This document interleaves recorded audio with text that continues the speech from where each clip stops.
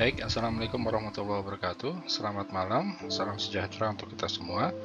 Pada kesempatan kali ini, saya Bambang Kurniawan ingin mempresentasikan jawaban UAS dari mata kuliah Business Intelligence. Jawaban nomor 1, Business Intelligence atau BI adalah suatu konsep dan teknologi yang digunakan untuk perusahaan untuk mengumpulkan, menganalisis, menyimpan, dan menyajikan informasi bisnis yang relevan dari berbagai sumber data. Tujuan dari BI ini adalah untuk membantu pengambilan keputusan yang lebih baik dan lebih efektif dalam mengelola bisnis serta meningkatkan kinerja perusahaan. Kemudian contoh dari aplikasi Business Intelligence itu ada 4 di sini, yaitu yang pertama, laporan keuangan dan analisis digunakan untuk mengintegrasikan data keuangan dari berbagai departemen atau cabang perusahaan dan menyajikannya dalam bentuk laporan keuangan yang terstruktur. Dengan menggunakan Business Intelligence, manajemen dapat menganalisis kinerja keuangan perusahaan, bisa melacak laba dan rugi, dan mengidentifikasi tren keuangan dalam jangka panjang. Kemudian kedua, itu bisa membantu perusahaan menganalisis data penjualan dan pemasaran untuk mengidentifikasi pola pembelian pelanggan, mengukur efektivitas kampanye pemasaran, dan menilai kinerja produk atau layanan tertentu. Dan yang ketiga adalah untuk pembuatan dashboard yang memberikan pandangan visual tentang kinerja bisnis perusahaan dalam waktu yang real time. Manajemen dapat melihat metrik penting seperti pendapatan, biaya, tingkat stok, dan lainnya dengan mudah dan cepat. Dan keempat, itu Business Intelligence aplikasi ini dapat membantu meningkatkan efisiensi rantai pasokan dengan memberikan informasi tentang ketersediaan stok, tingkat permintaan, dan estimasi waktu pengiriman. Dengan data ini, perusahaan dapat mengoptimalkan proses rantai pasokan dan mengurangi biaya operasional. Kemudian jawaban nomor 2 mengenai step-step pengoperasian Power BI Desktop. Nah, ini seperti terlihat di sini, jendela pertama dari Power BI itu ada 5 komponen. Yang pertama ribbon, kemudian yang kedua adalah report view atau canvas, yang ketiga adalah bagian page tab, kemudian bagian keempat adalah visualization pane, dan bagian kelima adalah field span. Nah, pengoperasiannya itu untuk mendapatkan data atau get data. Pertama, membuka dulu Power BI dan pilih opsi get data di bagian home. Kemudian pilih sumber data dari berbagai opsi yang disediakan seperti Excel, database, file text, line plot, dan banyak lagi. Kemudian ikuti langkah-langkah untuk menghubungkan atau mengimpor data dari sumber yang dipilih. Kemudian langkah untuk transformasi data atau data transformation. Nah, kemudian setelah data diimpor, kita dapat melakukan transformasi data untuk membersihkan, kemudian mengedit, menggabungkan, atau memodifikasi data agar sesuai dengan kebutuhan analisis kita. Kemudian selanjutnya, Power Query Editor merupakan alat yang digunakan untuk mengubah dan memanipulasi data sebelum data tersebut dimuat ke dalam model data Power BI. Selanjutnya, untuk membuat model data atau data modeling, setelah dilakukan transformasi data, kita dapat membuat model data dengan menghubungkan tabel-tabel yang ada dan menentukan hubungan antar tabel, itu jika diperlukan. Kemudian membuat hubungan yang tepat, memastikan data dapat digunakan secara efektif dalam visualisasi data analisis.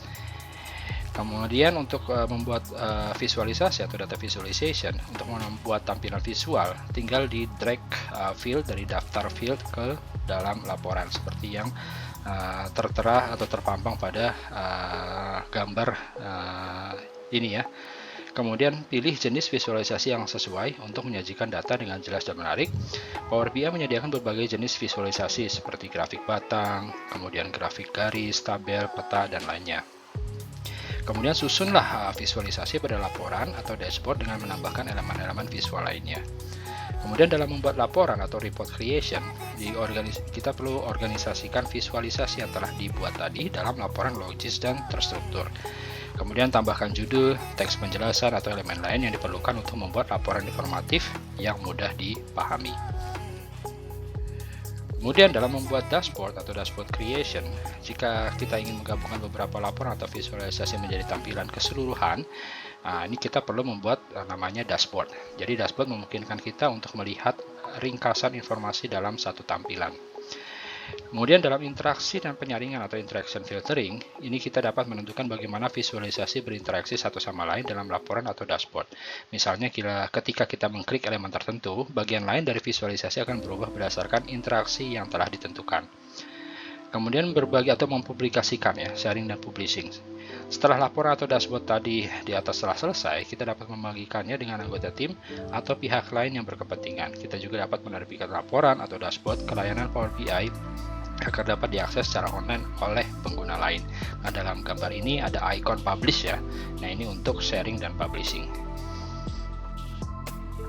Kemudian selanjutnya untuk nomor 3, jawaban nomor 3, itu perbandingan antara Power BI dibandingkan dengan Tableau. Nah, ini ada 4 faktor yang bisa kita bandingkan antara Power BI dan Tableau. Yang pertama adalah kompleksitas penggunaan. Nah, kalau kompleksitas penggunaan di Power BI itu menawarkan antar muka yang mudah digunakan dan akrab bagi pengguna yang sudah terbiasa dengan produk Microsoft. Banyak fitur drag drop, what you see is what you get, memudahkan pengguna dalam membuat visualisasi dan laporan tanpa perlu pengetahuan program yang mendalam. Sedangkan untuk Tableau, dia juga menyediakan antar muka yang intuitif, namun beberapa pengguna ya sedikit merasakan agak rumit ya dari Power BI ya, dalam hal pemahaman alur kerja dan jumlah fitur lainnya. Kemudian dalam faktor fleksibilitas dan kustomisasi atau modifikasi, itu di dalam Power BI itu menawarkan banyak fitur ya, dalam beberapa kasus. Kemudian juga fleksibilitas dan kustomisasi dapat menjadi lebih terbatas dibandingkan dengan Tableau. Namun dengan perkembangan Power BI yang cepat, sebagian besar kebutuhan dasar dapat dipenuhi dengan baik. Sedangkan untuk Tableau itu dikenal karena memberikan tingkat kustomisasi yang lebih tinggi dan lebih banyak pilihan untuk membuat visualisasi yang unik. Jadi lebih bisa kompleks ya. Jadi penggunaan Tableau dapat memiliki lebih banyak kontrol dan aspek estetika dan fungsionalitas secara visualisasi. Kemudian dalam faktor kecepatan dan kinerja, Power BI dalam hal menangani dataset yang sangat besar atau kompleks itu lebih lambat ya ketimbang Tableau. Sedangkan Tableau sendiri itu memiliki kinerja yang sangat baik dalam hal data yang besar dan kompleks. Namun ini juga tergantung pada perangkat keras dan konfigurasi sistem yang digunakan. Kemudian faktor lainnya adalah biaya dan lisensi. Nah, kalau di Power BI itu menawarkan opsi berlangganan bulanan yang terjangkau, terutama untuk penggunaan individu dan bisnis kecil. Pengguna yang sudah memiliki lisensi Office 365 juga dapat memiliki akses ke Power BI tertentu.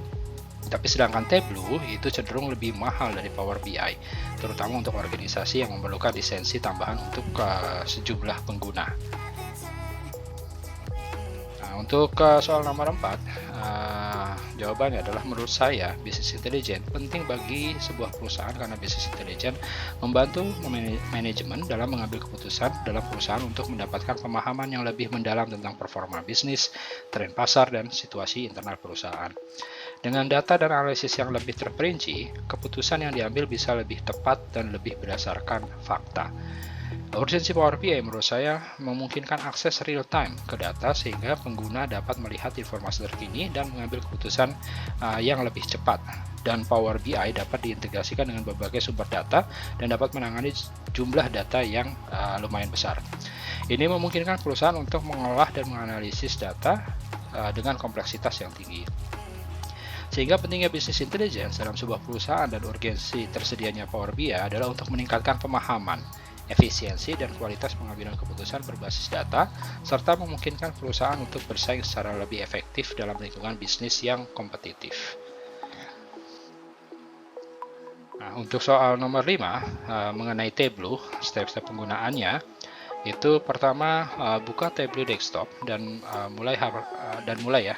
Kemudian hal pertama yang kita lihat setelah membuka Tableau desktop adalah halaman start. Nah, di sini ya. Di sini kita memilih konektor, cara yang terhubung ke data kita yang kita gunakan. Pertama ada ikon Tableau, klik ikon logo Tableau di sudut kiri atas setiap halaman untuk beralih antara halaman start dan ruang kerja pengarang. Kemudian panel koneksi, di bawah koneksi kita dapat menghubungkan ke data yang disimpan dalam file seperti Excel, PDF, dan lainnya. Kemudian menggabungkan ke data yang disimpan di Tableau server. Ya. Kemudian menghubungkan sumber data yang pernah kita hubungkan sebelumnya. Jadi Tableau juga mendukung kemampuan untuk terhubung ke berbagai macam data yang disimpan di berbagai tempat. Panel koneksi mencantumkan tempat-tempat yang paling umum untuk kita bisa hubungkan, ya. Atau klik tautan lebih banyak untuk melihat opsi lebih lanjut. Untuk informasi lebih lanjut tentang sumber data bisa melihat learning library, ya. Kemudian di bawah akselerator, pilih akselerator dan buku kerja contoh yang disertakan di Tableau Desktop. Kemudian di bawah buka, kita dapat membuka buku kerja yang sudah kita buat sebelumnya. Kemudian di bawah temukan atau find, temukan sumber daya tambahan seperti tutorial video, forum, ataupun Fish of the Week untuk mendapatkan ide tentang apa yang dapat kita bangun. Demikian jawaban soal UAS untuk mata kuliah Business Intelligence. Terima kasih. Assalamualaikum warahmatullahi wabarakatuh.